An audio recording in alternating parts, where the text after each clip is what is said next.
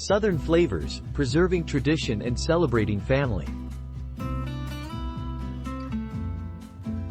Welcome back to Southern Flavors, I'm Chef Ken. In this series I'll be sharing with you my grandmother's Cajun recipes and family traditions. Today, I have a special treat as I pay homage to the incredible cook who taught me everything I know about Cajun cuisine, my grandmother. She was not only an amazing cook but also a warm and engaging person who always had a dish ready for anyone who showed up at her doorstep. So, in honor of Gammy, I'm sharing her legendary jambalaya recipe. Jambalaya holds a special place in my heart as a quintessential one-pot dish that captures the essence of New Orleans. It's a recipe that brings together the harmonious flavors of chicken, sausage, shrimp, and rice into a symphony of taste, providing a sense of comfort and satisfaction. The aroma fills my kitchen, transporting me home to the vibrant streets of the Big Easy. So, whether I'm craving a taste of New Orleans or simply seeking a comforting meal, this homemade jambalaya never fails to deliver. It's a delicious reminder of the rich culinary heritage and the joy of creating something special in my own kitchen. Gammy was a remarkable cook, not just in terms of her culinary skills but also in her ability to create an atmosphere of warmth and togetherness. Every summer, when me and my brothers and sisters returned to our hometown, she eagerly awaited our arrival, knowing that it would be an opportunity to showcase the flavors of her beloved city. Jambalaya has influences of Spanish, French, African, Native American and Caribbean cooking styles. Perhaps the most obvious of these is Spanish, due to the dish's similarity to paella, which was brought to New Orleans by foreign explorers. Today, the dish is still a firm favorite in Louisiana and remains a big part of social gatherings. There is even a jambalaya festival held in Gonzales, a city that was proclaimed Jambalaya Capital of the World by the governor of Louisiana in 1968. Cooks from across the region take part in the annual contest in order to win prizes for the dish they have spent years perfecting. For my grandmother, using the freshest ingredients and seafood was not just about taste or culinary excellence. It was about honoring the tradition and memories of our family's connection to New Orleans. It was about preserving the ties that bound us all together, generation after generation. She would transform those ingredients into mouth-watering creations. From the aromatic gumbo simmering on the stove to the golden fried seafood platters that graced the dining table, every dish was a work of art, a testament to her culinary expertise and her dedication to using the finest ingredients available. So let's gather our ingredients and start cooking.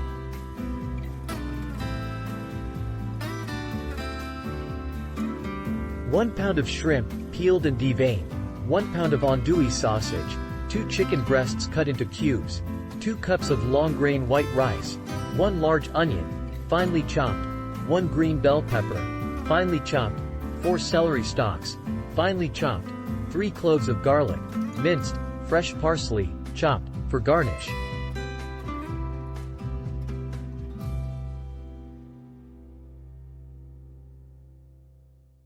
One can, 14.5 ounces, of diced tomatoes, 1 cup of chicken or vegetable broth, 2 tablespoons of Cajun seasoning, divided, 1 teaspoon of paprika, 1 teaspoon of dried thyme, 1 teaspoon of dried oregano, 1/2 teaspoon of cayenne pepper, adjust to taste, salt and black pepper to taste, 4 tablespoons of vegetable oil, divided.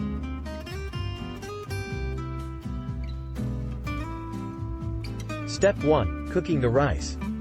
I usually cook the rice the night before. Cook the rice according to the package instructions. Usually 1-to-1 ratio. 1 cup of rice equals 1 cup of water if using an instant pot. 1-to-2 ratio if using a stock pot. 1 cup of rice to 2 cups of water. Place 2 cups of rice in a medium stock pot and rinse in cold water until water runs clear. Then drain. Add 2 cups of cold water and bring to a boil. Reduce heat to medium-low and let simmer for 20 minutes, allowing water to evaporate fluff with a fork. Set aside. Season the chicken with 1 tablespoon of Cajun seasoning. Heat 2 tablespoons of vegetable oil in a large skillet over medium-high heat. Add chicken and sausage and brown for about 3 to 5 minutes. don't overcook. Set aside. Heat 2 tablespoons of vegetable oil in a large pot or Dutch oven. Add the onion, bell pepper, and celery. Sauté until the vegetables are soft and translucent, about 5 minutes. Stir in the minced garlic and cook for another minute until fragrant. Add the shrimp to the pot and cook for 2 to 3 minutes, stirring occasionally, then add the chicken and sausage. Next, add the rest of Cajun seasoning, paprika, dried thyme, dried oregano, and cayenne pepper. Mix well to coat the shrimp, meat and vegetables. Pour in the diced tomatoes with their juices, then add the chicken or vegetable broth. Season with salt and black pepper to taste. Bring the mixture to a boil, then reduce the heat to medium-low. Cover and simmer for 15 minutes to allow the flavors to meld together.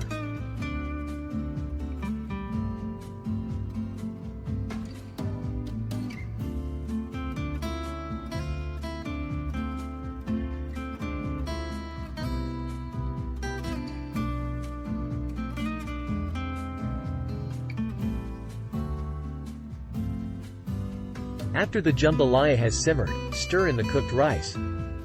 Give it a good mix to evenly distribute the ingredients. Let it cook for another 5 minutes on low heat to allow the flavors to blend even further. Finally, garnish with fresh chopped parsley for a pop of color and extra freshness. And there you have it, a delicious and hearty jambalaya that's sure to impress your taste buds. Whether you're celebrating Mardi Gras or simply craving some southern comfort, this dish hits the spot.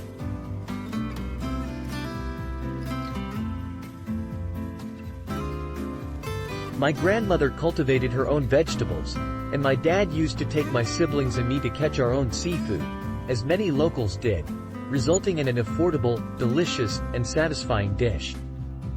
Jambalaya is a culinary masterpiece that reflects the diverse cultural influences of the local region, showcasing the resourcefulness and creativity of its creators. It is a distinct and inclusive dish that is bound to be savored by future generations.